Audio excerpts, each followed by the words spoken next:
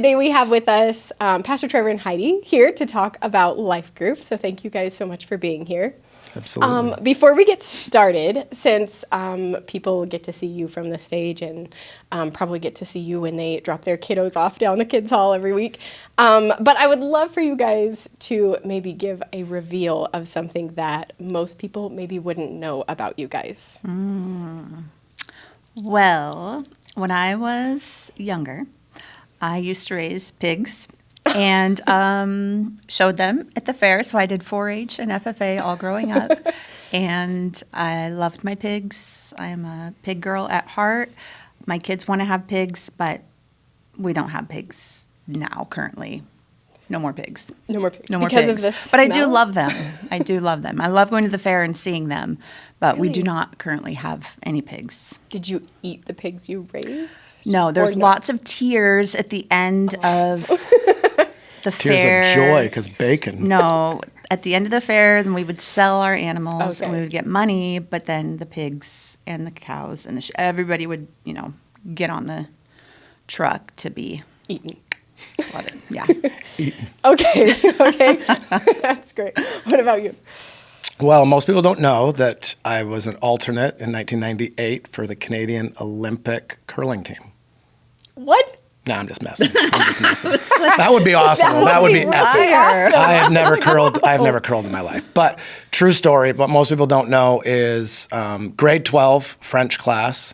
We were supposed to do a trip to France with the whole class, and because we'd been learning French all through high school. And I was disqualified from going on that trip because I didn't complete all of my homework and turn it in. And so I stayed home and everybody went, and that's a true story. Oh my goodness. Yeah. Natural consequence. Je ne sais pas, So do you speak French? Yeah, I just mean that a little one bit. sentence, but Yeah. Yeah, I speak things to my wife in French. that's great. Je t'aime beaucoup. All right. Well, most Okay, people yeah. already know who you are, but why don't you guys just kind of, for people who are new to Victory Faith, maybe give a little bit of who you are, what you do, kiddos, how long you've been with Victory Faith. things like Yeah. that. So we moved to Spokane in 2004. So we've been here for 21 years, and we found Victory Faith just a short time after that. So we've been with this church for 21 years. Wow. Moved from a small little town in north central Washington, and we just love being here in Spokane. I have been a teacher for 25 years. I taught 3rd grade and 4th grade and middle school, and I've been in the high school for 20 years teaching special needs students. So awesome. And then we have 4 awesome kids. We have a 14-year-old, 16-year-old, 18-year-old, 20-year-old, and they're all in public school. 2 are in college, 2 are in school, and we've played all kinds of sports through the years, everything from t-ball to soccer to dance, tennis, football, basketball, you name it, we've done it. Marbles. No, we didn't not do marbles. No.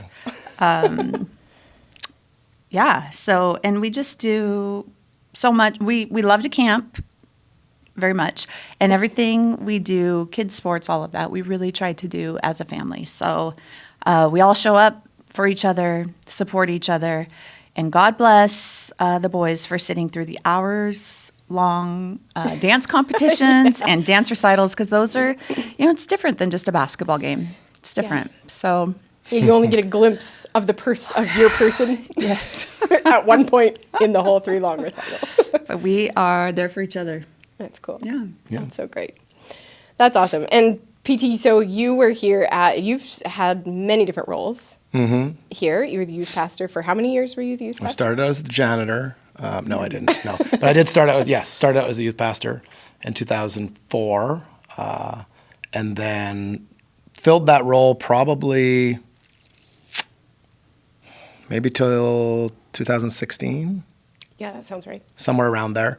And during that period of time was both youth pastoring and then accepted responsibilities, kind of shifted into that associate role with Pastor Craig and Moni for quite a few years, shifted out of youth, and then played that associate role Yeah. up till 2 years ago when we shifted into the lead role. Yeah, so I want to talk about that for a few minutes. So Yeah. we did the big transition Sunday, which was super fun and just a really cool process. And so you took over in November, but leading up to that point, you'd kind of been on a journey with the Lord that with a lot of things, but life groups were a big part of that Right. journey. And we've always had life groups over the years. There were always kind of a few, but there's just sort of a few people decided to do them. And I know that was a big part of, small groups are your jam, Heidi. Just, you love talking with people and hearing people's stories. Yeah. But then you made a big shift to saying, we're going to be a church of life groups. Would you just tell us what that looked like? Why was that decision made? Yeah, I think just over all the years of doing ministry, I think our church, other churches are always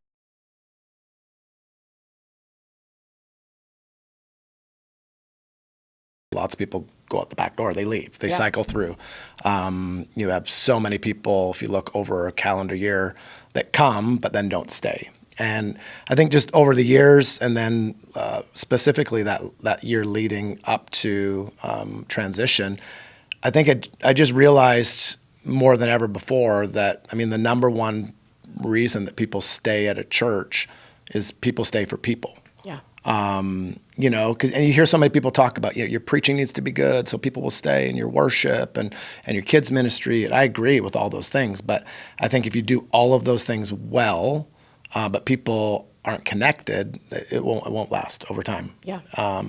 And so then just looking at the church had been growing, we were anticipating a lot of growth, and then hindsight that has taken place. And so just felt like we need a sustain.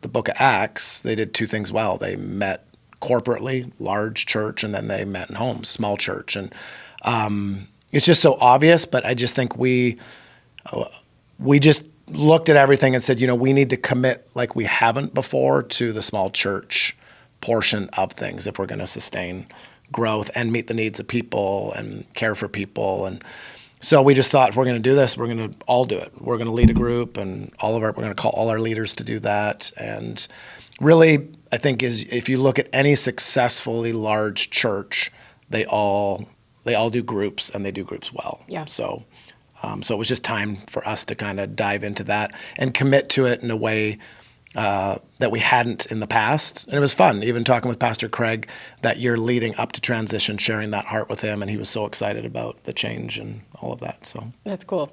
I love what you said, too, just about people getting cared for, which we've actually seen a lot of fruit of that since making that transition and having so many more life groups. We hear testimonies all the time where, people would maybe call into the church and say, hey, this person just had a baby. And, we would try to find people to join a meal train, where now we just hear a testimony that this person had a baby and their whole life group showed up and brought meals. And we don't even realize a lot of what's going on. There are more testimonies that have never even come up. So I think that's cool. So you guys decided, as very busy people, like you said, you guys have done every sport under the sun. You guys decided to go all in with having a life group. So now that you have that, what has that experience been like for you guys having a life group? And you didn't just invite all your best friends. You guys met people at a worship night and literally.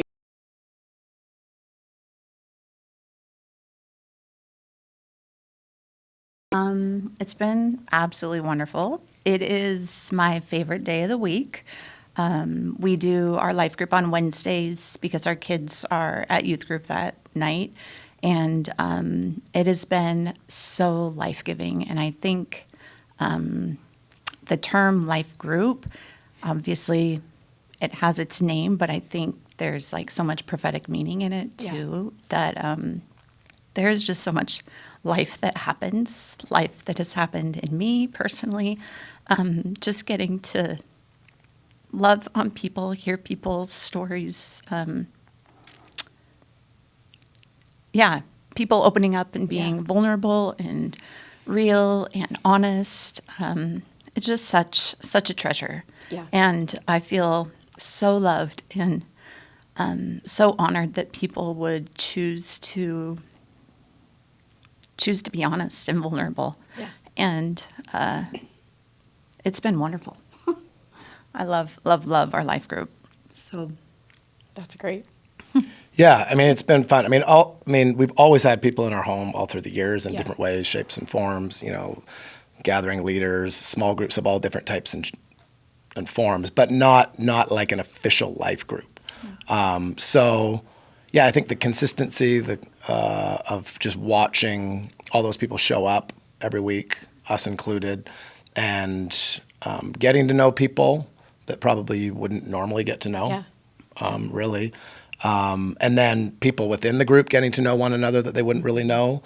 I think our group was a little bit of a bunch of people that maybe normally wouldn't naturally hang out together, but now they're like they like nobody wants to leave. We're like, somebody needs to start another life group.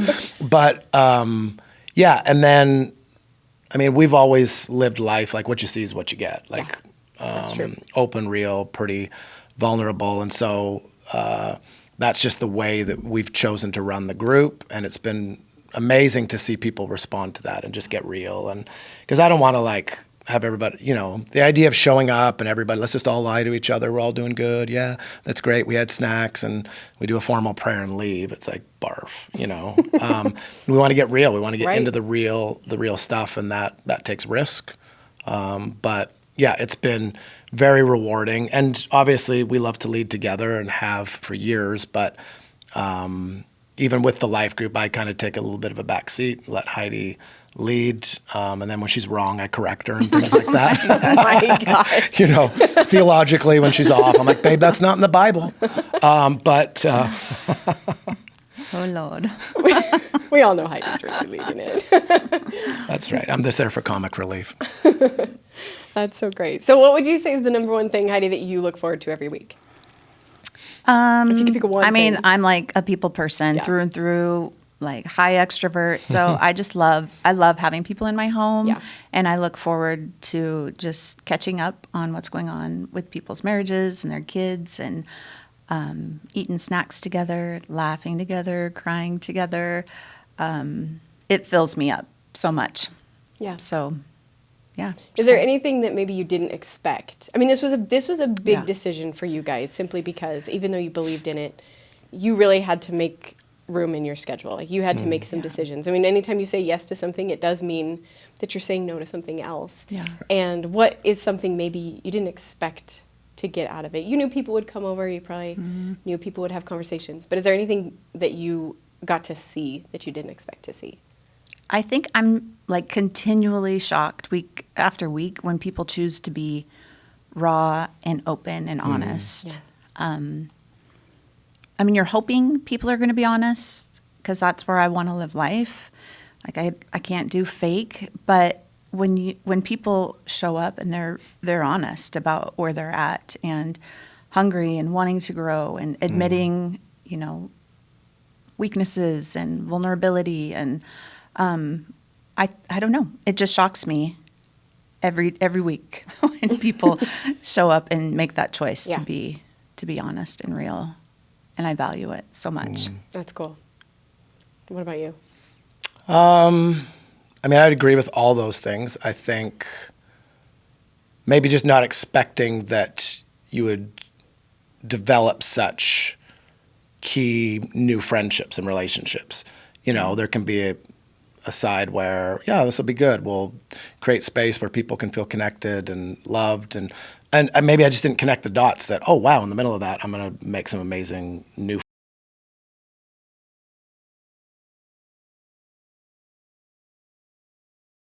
and the men and the women, and just the deep connection. And so I don't think anything totally surprising, but very rich and rewarding, like more reward than you could kind of anticipate. Yeah. I think a lot of leaders don't necessarily realize that, or people thinking, when they're on the fence about leading a life group, people tend to think about, I got to clean my house, or I've got to make a batch of brownies, but they don't comprehend the level of reward that comes from it, from just making a space. Even if I'm not the one saying anything revelatory, which is quite often, I'm not saying those things, but just watching people connect with each other and start to gain revelation about the Lord that they've never had. Even people following the Lord a long time by hearing somebody else's testimony, and just how cool that is to sit back and watch people's lives transform, watch prayers get answered because this person has been contending for them. And there's something really special about that, and I think a lot of people aren't necessarily aware of just how special it is to get to have that role and what comes from that. So I like that you said that. And the relationships that come, it's not just about helping other people find relationships, but naturally God's so good and divine and helping us have those kinds of things too. So, well, and I think it's interesting because you have like, some people would say, I've got friends. I don't need more friends. Why do I need to do a life group? And it's like, okay, that's valid. But then you do it and then you make more friendships and you make more connection. And really, that's all you need. And what about the benefit of what you can give to somebody else? And I think that can kind of be a little selfish statement. I've got my people. And, is the goal of life group to find your people? I don't know, but it's to connect with people, and it's to expand your sphere and your circle and who's there, and get out of your comfort zone and minister to people, and then reap the fruit of that, as it's reciprocated back to you. So I think that's something I would challenge people with is, people need what you have. So get in a life group or lead one so that people can benefit from who you are as a person. And don't be surprised when you receive a ton of benefit from the people, like iron sharpens iron. Yeah. Like Paul said to one of the churches, he said, I long to come to you to impart some spiritual gift that we would be mutually encouraged by each other's faith. And so he was saying, I've got something I want to bring, but you've got something I need. And I think that happens in life groups and can only happen in that context. Yeah, so. With that vulnerability you're talking about, it can only happen when you do that. And the Lord promises he who refreshes others will be himself refreshed. So, and we get to see that all the time in life groups. Okay, so I have a question for each of you. Heidi, being, honestly, let's be real, mom is usually chauffeur. Yes. Has to take kids everywhere and is usually the one that's trying to get dinner on the table and things like that. I know that's the way it is for your family. So what would you tell someone who maybe feels like there's just no way? I've got kids, I've got sports, I've got a job, I've got all these things, because you have all those things. Yeah. What would you tell someone about leading? I do think it is a sacrifice for sure. Anytime we lay our life down for somebody, for people, it's a sacrifice. And I just think there's never going to be a perfect time for anything in life. You're like, when do we have our next baby? It's never the right time. You don't have enough money. You don't have enough space in your house. You never have, I don't know. I'm like, when is life ever perfect and set up to check the box? Now we can do this. That's so true. Our life has never been like that. So I think it's risk and it's reward and it's honoring the Lord and listening to him, and life isn't about us and me and my desires.